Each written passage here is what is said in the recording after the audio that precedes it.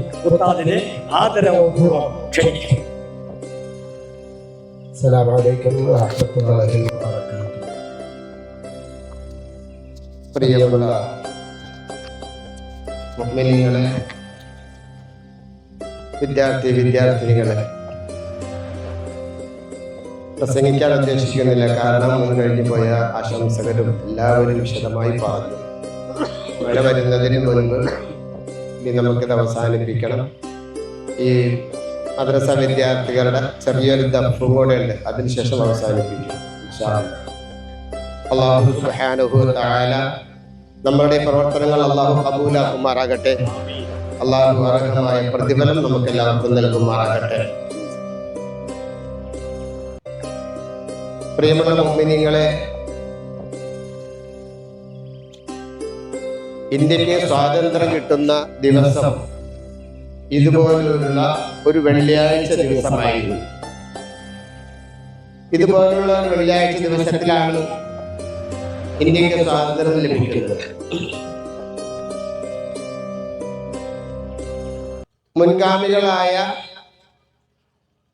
വടക്കേ ഇന്ത്യൻ പണ്ഡിതന്മാർ മുതൽ കേരളത്തിലുള്ള പണ്ഡിതന്മാർ വരെ സ്വാതന്ത്ര്യ സമര സമ്മേളനത്തിൽ പങ്കെടുത്തതും അതിനുവേണ്ടി അവർ മറ്റു അണികളെ ഇറക്കിവിട്ടതും അതിനുവേണ്ടി ഫത്വ കൊടുത്തതും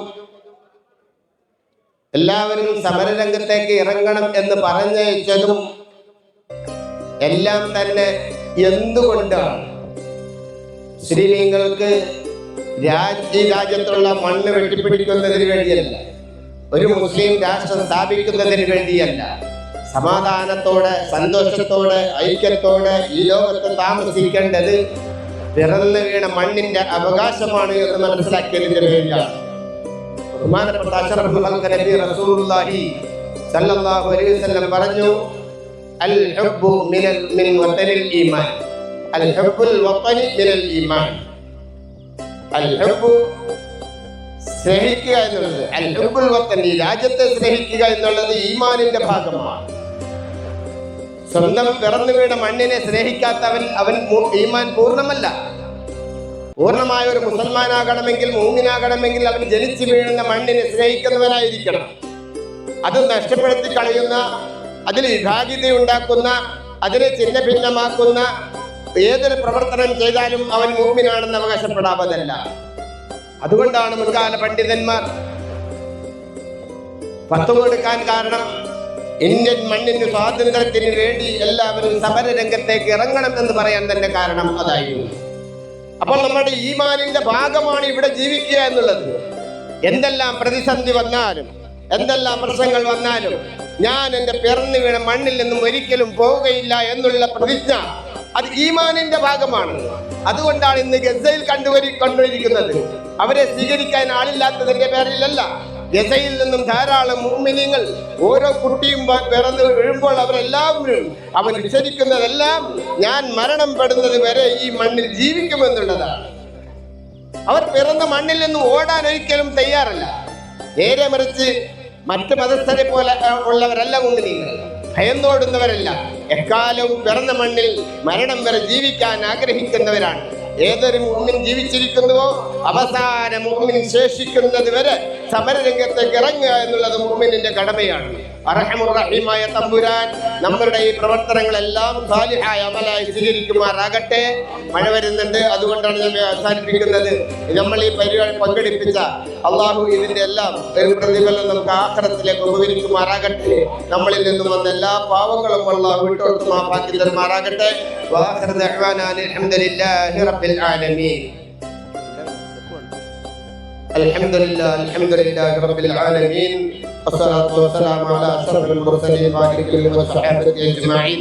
اللهم اغفر وبلغ مثل ثواب ما قرأناه من القرآن العظيم وما صليناه هذه هدية واصلة ورحمة نازلة وبركة شاملة منا إلى حضرة الروح نبينا محمد صلى الله عليه وسلم وإلى حضرات أزواجه الطاهرات أمهات المؤمنين وإلى حضرات الأنبياء والأولياء والعلماء والشهداء والصديقين والصالحين اللهم بارك لنا في أمورنا اللهم بارك لنا في شؤوننا اللهم اجعل جمعنا هذا جمعا مرحوما وتفرقنا من بعده تفرقا معصوما ولا تجعل منا ولا فينا ولا منا شقيا ولا مطرود ولا محروما اللهم هب لنا من أزواجنا وذرياتنا قرة أعين واجعلنا للمتقين إماما اللهم اعز الاسلام والمسلمين واذل الشرك والمشركين